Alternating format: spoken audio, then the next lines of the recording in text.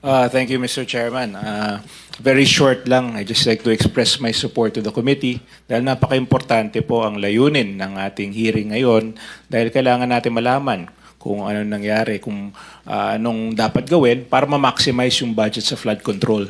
Ang Pilipinas po ay napaka-prone sa baha. In fact, just this month, nung nakaraang buwan, nagkaroon tayo ng bagyo at halos 3 milyong pamilya ang apektado.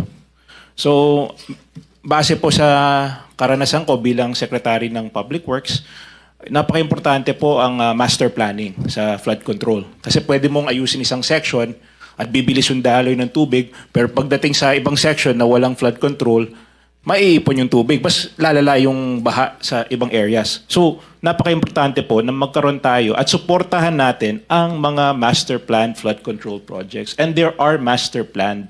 I am aware, may mga master plan talaga sa DPWH. Some of them are foreign-funded master plan. Some of them are each floodwater basin na may master plan. So, importante po, para sa akin, yung pondo ng taong bayan ay dapat nakatutok sa mga master plan projects ng DPWH. And of course, on the issue of yung mga